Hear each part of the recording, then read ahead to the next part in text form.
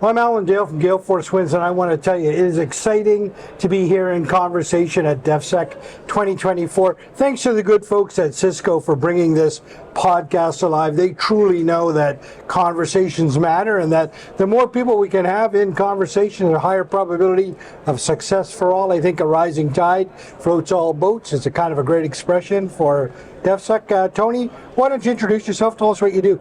Sure. My name's Tony March. I currently work for Babcock Canada as the Vice President of Marine and Mission Systems. I've been with Babcock for about 6.5 years now.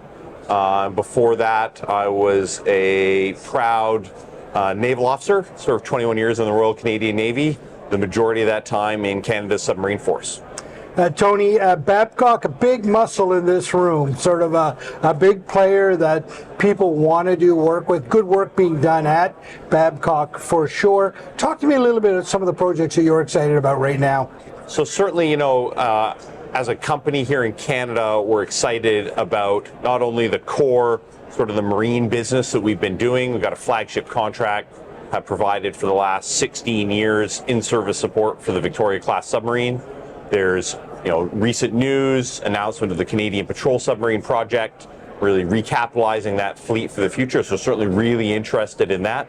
And then in our other sectors, in both aviation and a burgeoning business in land, which we're trying to enter into, we're doing work with aerial emergency services in a number of provinces in Canada. Wow, that's incredible. Back to the submarine thing, we've had Commodore Armstrong on right actually to kick off the day.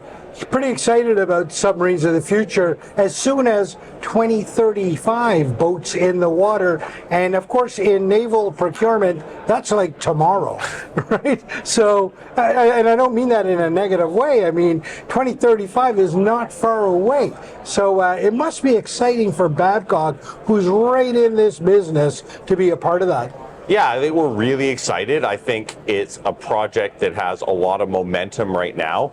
There's some skepticism about is that momentum going to be sustained, but I think we are seeing from an industry side, you're seeing Canada having learned from experience from previous procurements, and it is moving very quickly.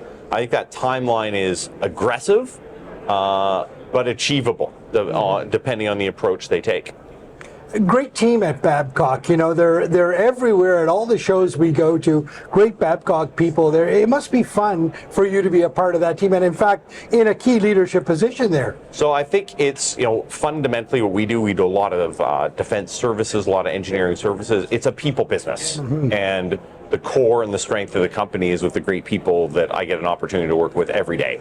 So it is, it's a pleasure to be a leader of a team that does bring that capability to bear and really does care about providing safety and security to Canadians.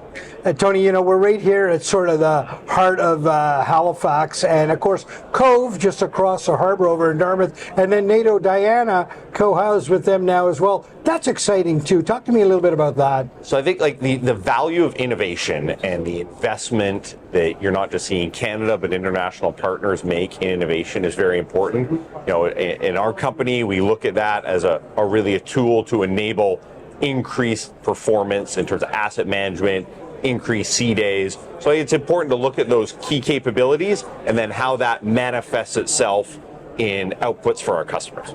Yeah, and of course the Navy is on fire. AOPS rolling out, surface combatant behind that. It's, I'm sure you remember this phrase from when you were a young naval officer, but it's a great time to be in the Navy. How many times have you heard that? I haven't heard that for a while, Alan, but it's. I think there is definitely a sense of optimism around that. It's a challenge. There's a lot of work to be done, and I think it's going to take a real team of government, Navy, and industry in order to deliver all those capabilities to Canada. Government, Navy, industry, all in the house here today at DEFSEC. What's Babcock hoping to gain out of DEFSEC? Really here, it's acknowledgement. Although a lot of the work we do is in British Columbia, we do have a very significant presence here in Nova Scotia.